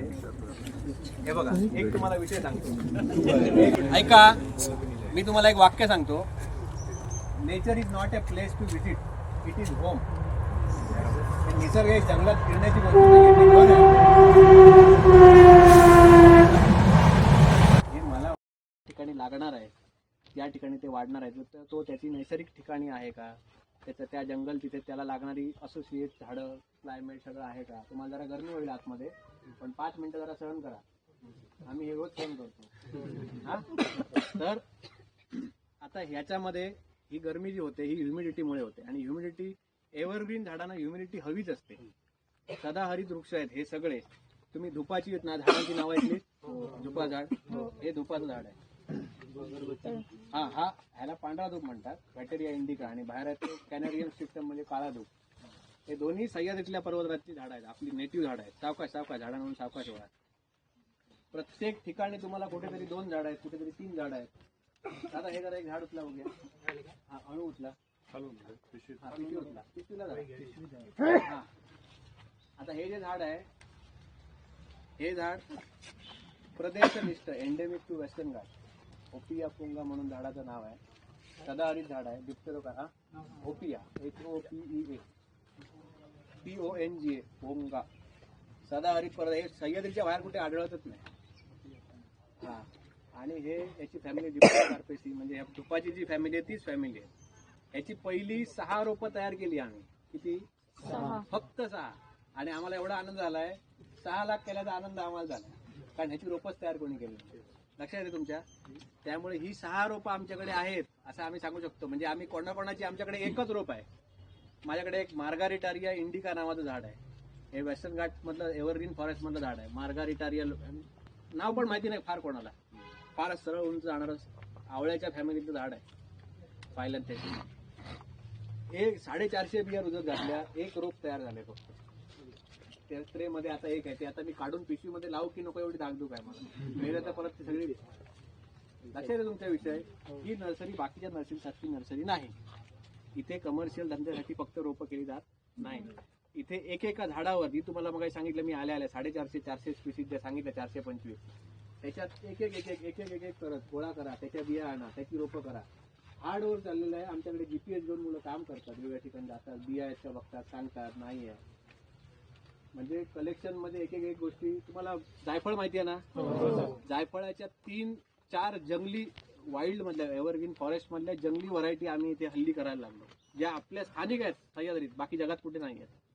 एंडेमिक म्हणजे प्रदेशनिष्ठ ही इथे झाडं आमच्याकडे आहेत. निमा ॲटेनियाटा, मेरिस्टिका मल्बॅरिका, मेरिस्टिका डक्टिलॉडी, निम्नेक्रांथेरा कॅनेरिका, ती जी काय झाडं तुम्ही नावं ऐकली असतील मला माहिती नाही, पण ही सगळी झाडं आहेत. रुद्राक्ष ऐकला? हा, रुद्राक्षामध्ये 4 स्पीसीज ह्या वेस्टर्न घाट एंडेमिक आहेत, ज्या सह्याद्रीत आढळतात. इथले 2 आपण करतो. पण तो रुद्राक्ष तशा रुद्राक्षा जसा बाजारात मिळतो तसा नसतो, त्याची बीचा शेप वेगळा असतो. लक्षात आलं ना? आणि ती फारच दुर्मिळ आहेत. लक्षात आहे तुमच्या? म्हणजे अशी सगळ्या प्रकारची वेगवेगळी झाडं आपण इथे करत असतो. माझ्याकडे 10 मिनिटाचा वेळ असल्यामुळे मी थांबतो. 2 मिनिटात तुमचे प्रश्न विचारा काय असतील तर मग आपण थांबूया. काय सर, बरोबर? येस, विचारा. आपण व्हेजिटेटिव्ह प्रोपगेशन पण करतो का? व्हेजिटेटिव्ह प्रोपॅगेशन आम्ही जवळजवळ करायचं टाळतो, कारण व्हेजिटेटिव्ह प्रोपॅगेशनमध्ये जेनेटिक व्हेरिएशन येत नाही. त्याच्यामध्ये विविधता पाहिजे. एका बीमध्ये ते येतं, प्रत्येक बी स्वतंत्र असतं, पण कटिंग काढून लावला तर त्यांचं सगळ्या जेनेटिक लाईन सेमच झाली ना. म्हणून रिस्टोरेशन करत असताना आमचा उद्देश फक्त झाडांची संख्या वाढवणं नाही आहे, जेनेटिक डायव्हर्सिटी वाढवत संख्या वाढवणं. येस, विचारा. तर हे तुम्ही जे जगा वेगळं काम करता बाकीच्या हा, आधी मुळात आधी हे जगा वेगळं नाही. नाही नाही तसं नाही, ऐकून तर घ्या. पण हे जे आहे ना बाकीच्या पेक्षा आम्ही जे पाहिलं आहे त्याच्याविषयी आता नर्सरी वेगळी आहे, हे सगळं तुम्ही दुर्मिळ प्रजाती आणता. ही प्रेरणा तुम्हाला कुठून भेटली सर की असं वेगळं थोडं काहीतरी आपण काम करावं? नाही, हे बघा, आता याच्या मागे काय प्रेरणा वगैरे नसते. हे बघा, एक तुम्हाला विषय सांगतो.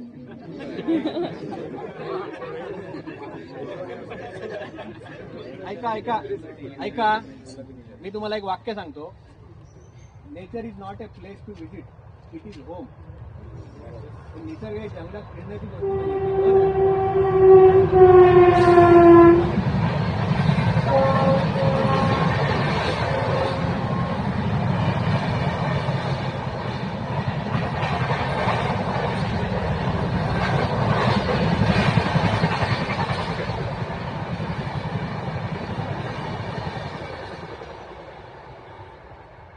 दुर्मिळ झाडांचं संरक्षण करणं हे मला वाटतं माझ्यासाठी माझ्या लाईफचा गोल आहे. पैसे काय मिळतात रे माणसाला आयुष्यात. तुम्ही काम करतो, वडावाला माझ्यापेक्षा जास्त गाड्यावाला पैसे मिळवतो, जो वडापाव विकतो संध्याकाळला, संध्याकाळचा गल्ला जाऊन बघ. पैसे तुम्हाला आयुष्यात मिळतात. पैसे मिळवणं हे एक भाग आहे. त्याच्या पलीकडे जो भाग आहे की तू but your contributing to the society, nature. मला असं वाटतं की प्रत्येकाने आपल्या आयुष्यामध्ये काहीतरी एक कोपरा असा पाहिजे तिथे तुम्ही म्हणजे अपेक्षा न धरता काहीतरी काम करता. असं आयुष्यात एक काम करा, कसलं पण करा, एक काम करा. मला असं वाटतं की जंगलामध्ये काम करण्याच्यापेक्षा माझ्यासाठी दुसरं काही सुखी आनंदी किंवा असं मला त्याच्यात दुसरं काही सॅटिस्फॅक्शन मिळत नाही. ते माझं पहिलं प्रेम आहे. नंतर आमची मिसेस हे आमचं दुसरं. पण पहिलं अवघड बोलून चालणार नाही. तर पहिलं ते असल्यामुळे आणि मी हे बघा, आता प्रेरणा तुम्हाला सांगतो कुठे मी ज्यावेळी 6वी 7वी 8वी होतो ना, मी रोज 5-5 किलोमीटर रानात चालायचो. रोज खायला दांडी म्हणून फिरायला जायचो, मासे पकडणं काय करणं सगळे जण. त्याच्यामध्ये असं वाटायला लागलं की अरे ह्याच्यातच आपल्याला काहीतरी केलं पाहिजे. बाकी असं कुठलंही काम करण्यामध्ये मला असं वाटतं माझ्या आयुष्यातला वेळ फुकट जातो. इथे मला नाही वाटत, कारण इथे जे कोणी केलं नव्हतं ती झाडं 6 रोपं माझ्याकडे आज झाली, याचा मी कॅल्क्युलेट नाही करू शकत त्याचा जो काही सॅटिस्फॅक्शन आहे. तर मला असं वाटतं की तुम्ही हे बाकीचे जे काही तुम्ही करत असाल इथे आलात.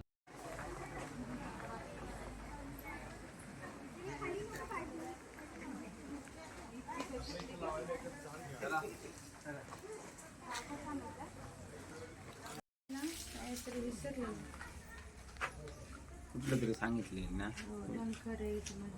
त्यांना व्हॉट्सअप केलं तर ते शेअर करतील. हो नंबर आहे तुम्ही.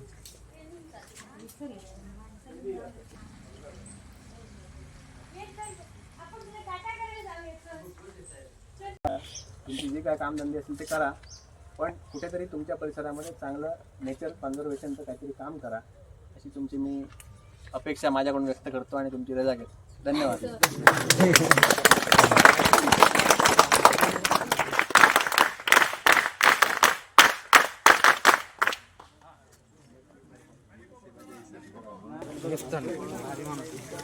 कोणतरी भेटलं काय तू माघारा पुन्हा पाटील साहेब येते विजयागड धावा.